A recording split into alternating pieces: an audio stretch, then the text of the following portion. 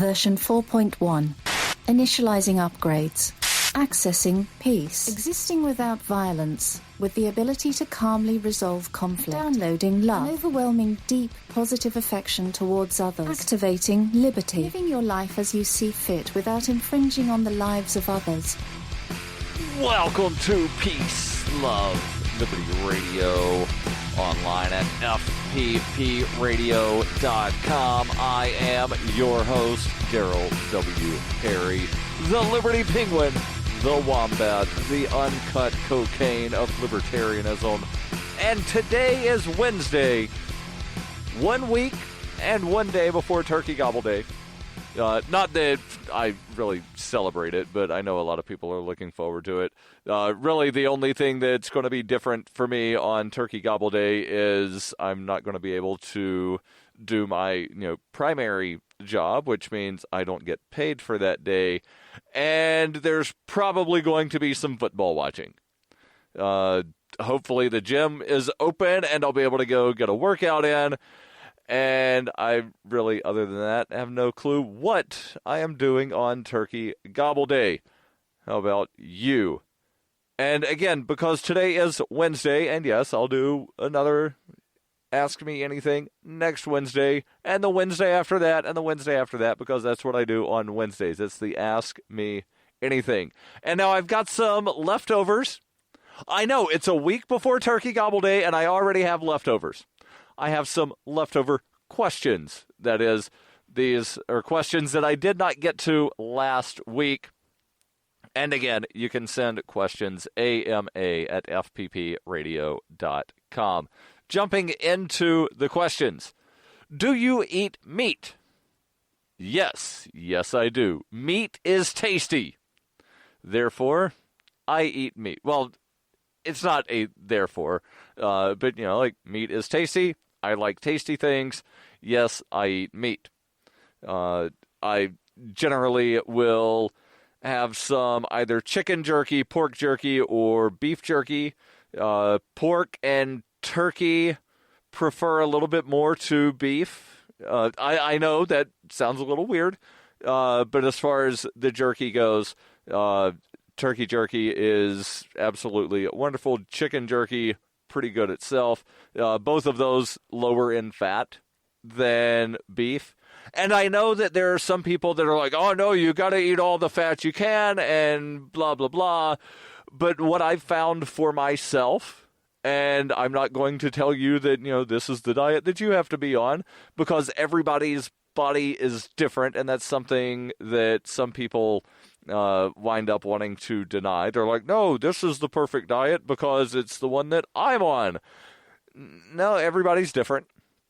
But for some people, a high-fat, low-carb diet works. For other people, a high-carb, low-fat diet works. What I've found for myself is a low-carb, low-fat diet works really well for me. And that's generally what I do, is I try to do low-carb and low-fat. And yes, I take some vitamin supplements to, wind up getting my body nutrients that I might not be getting elsewhere. But yes, I eat meat.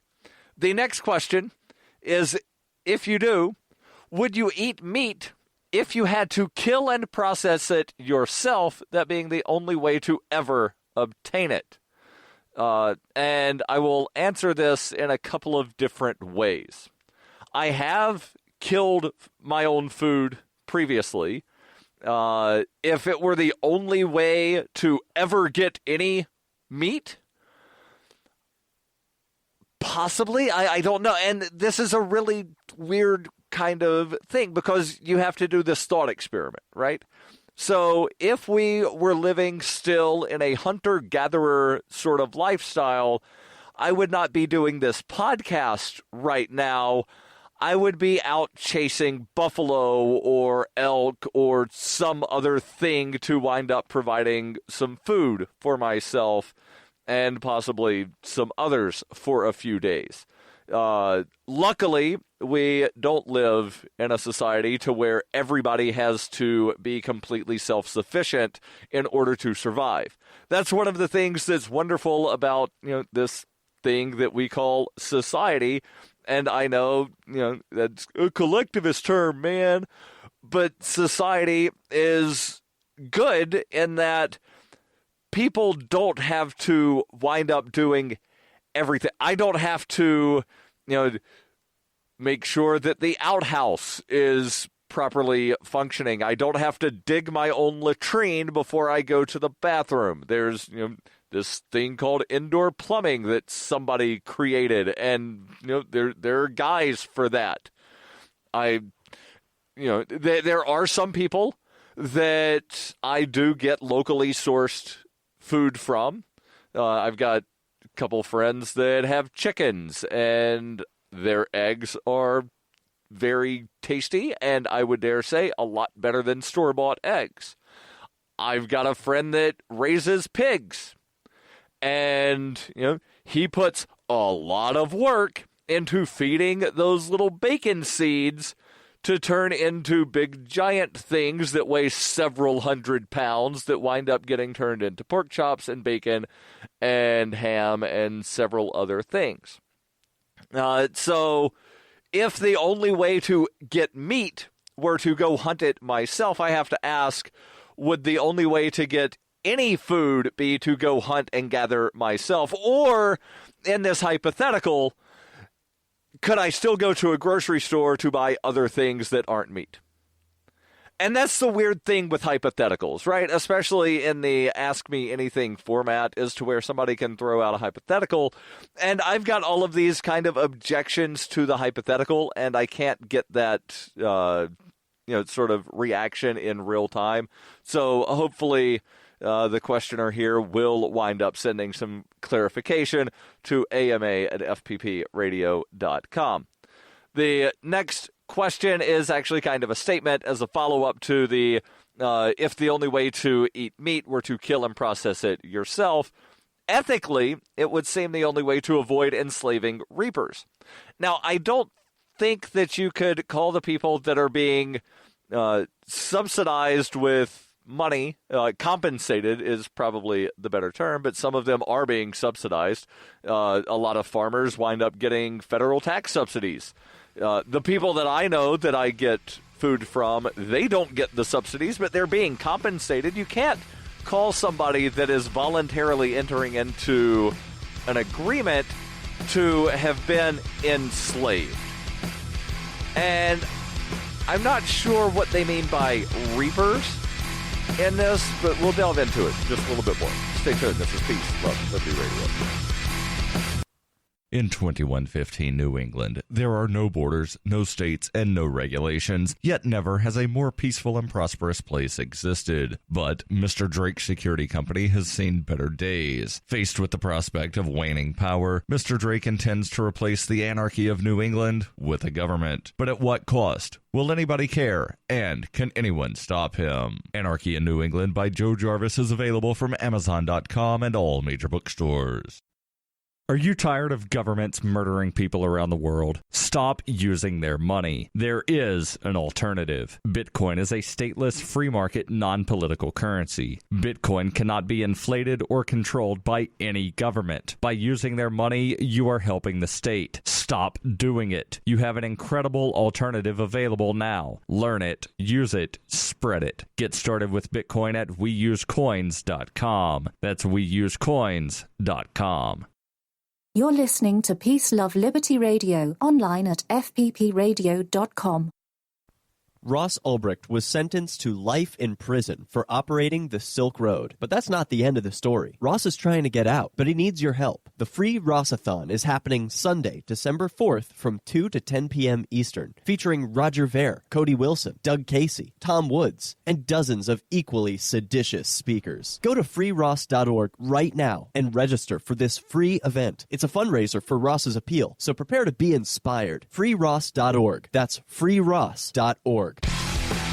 Welcome back to Peace, Love, Liberty Radio, online at fppradio.com. I know what you're thinking, especially if you're listening to the ad-free version. You're thinking, wait a second, there was an ad in my ad-free version of the podcast. And yes, if you're a member of the Fans program, and you can join at fans.fppradio.com. That's fans.fppradio.com. The reason I included that in there, that's a special ad for the free Ross-a-thon that's coming up in a couple of weeks. And I had made a promise to Lynn Ulbricht that I would run that a couple of times before the event. And I wanted to make sure that everybody, even the people getting the ad-free version, hear that about the free Ross-a-thon, because it's something that, the Ross Ulbricht appeal and Ross himself, something that I am very passionate about, because the drug war is absolutely horrible. And I will get back to the Ask Me Anything here in just a moment. But what happened to Ross is, I would say, a travesty would be too light of a word. Ross is a political prisoner. Ross Ulbricht was running a website, and people did some things on the website that might not be legal. There were no victims in any of this. It was all consensual, buying and selling of substances, all completely consensual.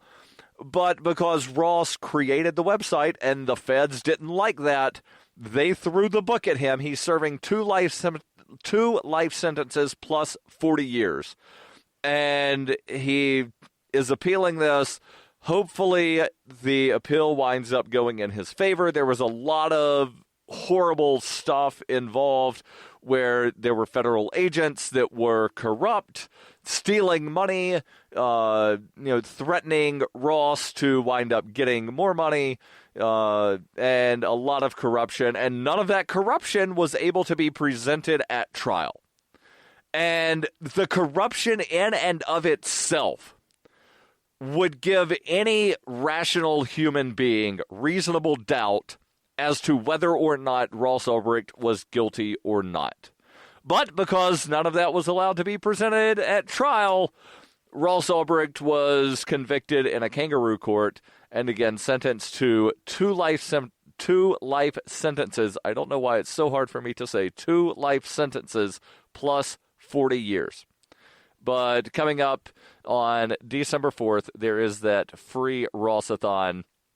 Go to freeross.org to find out more about that. Getting back to the questions for the Ask Me Anything. The question about eating meat and whether or not I would still eat meat if I had to process it myself. But again, there's no mention here about, if there are other types of food that I would still be able to purchase. And, again, if I had to kill my own food, I would not be doing this show. I would be out hunting food. And I'm glad that we don't live in that society, because it allows people, the society that we live in allows people to wind up doing other things other than just, trying to wind up killing something to eat for supper. He says ethically, it would seem the only way to avoid enslaving reapers. And again, I don't think that you could say that people that are farmers are being enslaved. The next question, is this a toxic set of questions? I don't really understand what you mean by toxic set of questions. If you mean, is it a set of questions that might make somebody feel a little uneasy? Maybe. If by toxic you mean, is it something that is going to, erode my being? No. Is it a weird set of hypotheticals that, a lot of people aren't really going to dig a little deeper into? Maybe. The next question is, if so, that meaning if it is a toxic set of questions, does asking them make me toxic? No. Who is to judge? And this is a very interesting question. And I'm going to look at this at a level that I don't think the person that sent it in to me is expecting. Everybody that hears this is to judge for themselves. I can tell you what I think, about a situation or about my interpretation of what somebody did or said, but my interpretation might not be the same as your interpretation. It might not be the same as your next door neighbor's interpretation. It might not be the same as, your husband, your wife, your son, your daughter, your best friend, whoever. No two people are necessarily going to interpret something the exact same way. And this is something that a lot of people, especially those that, quote unquote, came to libertarianism through Ayn Rand, will disagree with. Because those people, they like to fancy themselves as objectivists, to where there's an objective reality and everything is how I see it because I see things as the objective way. No, the vast majority of life experience is very subjective, meaning that it is up to interpretation. And what's the saying about whenever two people have a disagreement? There's three sides to the story: his side, her side, and what actually happened. And that's something that a lot of people don't realize, is that everybody's going to interpret things themselves so that it is subjective. Yes, there's the objective truth of this happened. The sun rises in the east. The earth spins at a rotation of however many miles per hour. It takes 364 and a quarter days for the earth to revolve one time around the sun. That's an objective truth. But there are subjective ways in which people wind up looking at those things. There's more questions that we will delve into. Stay tuned. This is Peace, Love, Liberty Radio, online at fppradio.com.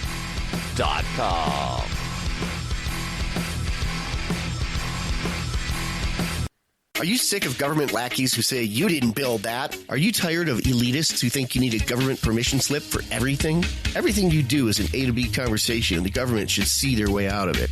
Create true free markets by adopting the BIPCOT No Government License. The BIPCOT No Gov license allows use or modification of any product, service, or software except by governments or government agents. Go to BIPCOT.org. That's Bravo, India, Papa, Charlie, Oscar, Tango.org.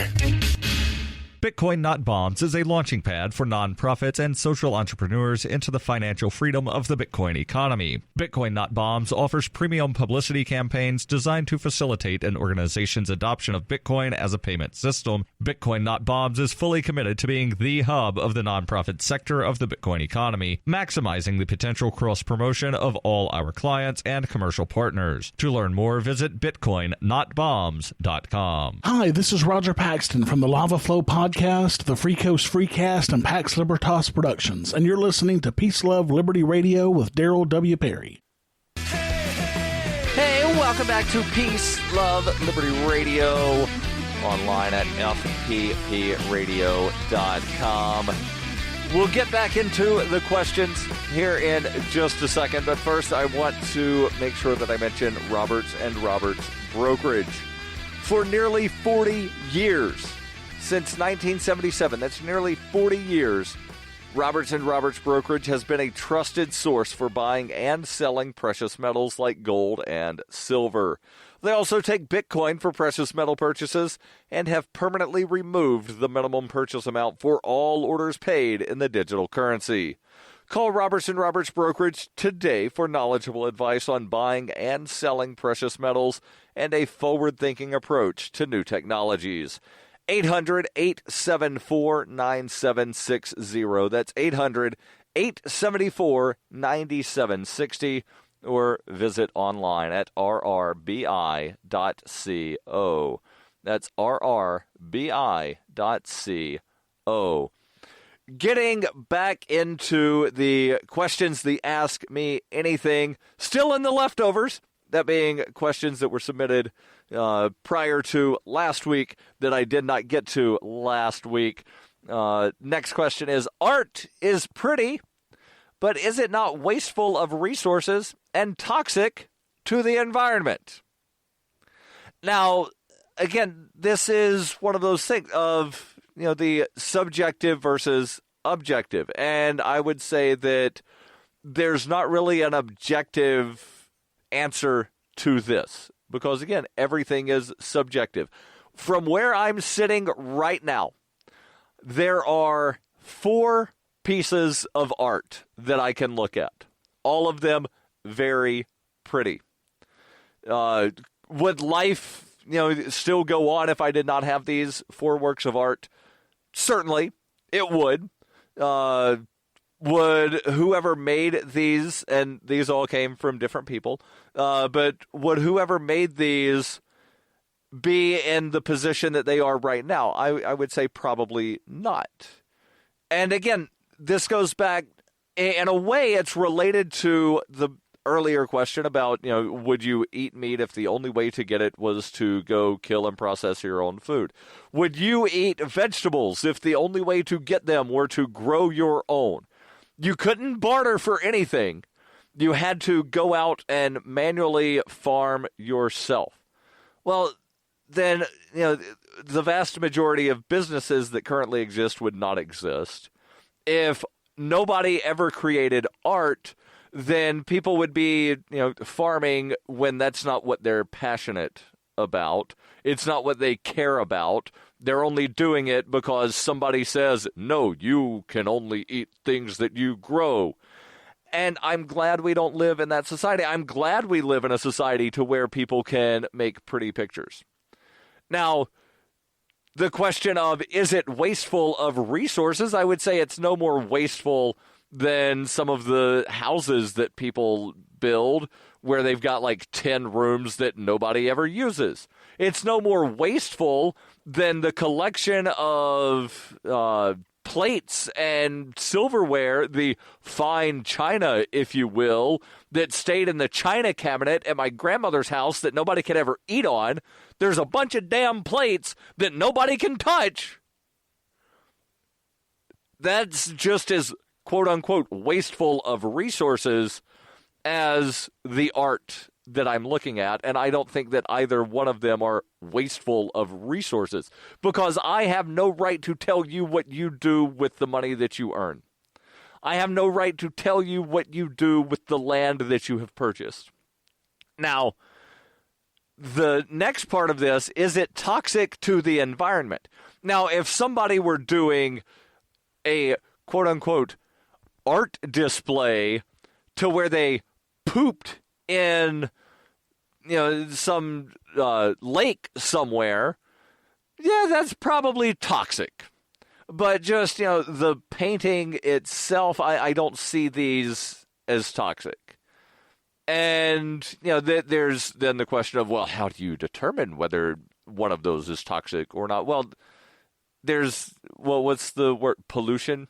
If you pee in a small lake, a really, really small lake, then, there might wind up being some negative side effect. But if you pee in the Atlantic Ocean, there's not going to be as much of a side effect because there's so much more water there. Sure, the fish pee in that small lake as well, but, human pee is a little bit different. There are chemicals and whatnot. But what's the saying? The solution to pollution is dilution. So obviously, like the larger the thing, so, yep, I peed in the Atlantic Ocean. It's not going to affect anything really because there's so many millions of gallons of water there. Going on to the next question, which came first, the book or the content? And this is something that I probably should have actually wound up doing some research on, but just to verify, but I'm 99.99999% positive that, spoken stories came well before writing. And writing came before people wound up putting things in what we think of as books. Now, certainly there are some, really old scrolls. Technically, a scroll is not a book. But the content definitely came before the book. There are so many civilizations that are, based on the spoken traditions. There are even some civilizations today that do not have a written language. There's a little bit more here. Hopefully, I'll get into the rest of it. Probably not. Stay tuned. This is Peace, Love, Liberty Radio. Coinbase is a simple and secure online Bitcoin wallet for sending, receiving, and storing Bitcoin. Coinbase also allows you to buy and sell Bitcoin using a bank account or use their tools to accept Bitcoin as a merchant. Coinbase has more than 1 million consumer wallets and is trusted by over 25,000 merchants, including Overstock.com, Khan Academy, Reddit, and of course, FPP. Get started at coinbase.fppradio.com. You can support FPP Radio by joining the Fans program. Fans are friends, allies, and numerous supporters. Fans help FPP afford to produce more original content. You can join the Fans program for as little as $1 per month through Patreon and get perks like ad-free versions of FPP Radio News and Peace, Love, Liberty Radio. To learn more or to join the Fans program, visit fans.fppradio.com. That's fans.fppradio.com. You're listening to Peace, Love, Liberty Radio with Darryl W. Perry. Welcome back to Peace, Love, Liberty Radio. It's the Ask Me Anything. Next question, why did the voter cross the border? I'm not sure if that's supposed to be some kind of actual question or like a why'd the chicken cross the road sort of thing. I don't know. I don't understand the question fully. Next question. Ones and or zeros, how many and in what order? That is probably somehow a reference to binary because binary, it's ones and zeros. And then there's, the whole concept of quantum computing to where it's neither a one nor a zero. And to quote Philip J. Fry from Futurama, don't worry, Bender, there is no two. Next question, actually more of a comment. We saw the first episode of Season 3 of Black Mirror. It's pretty accurate.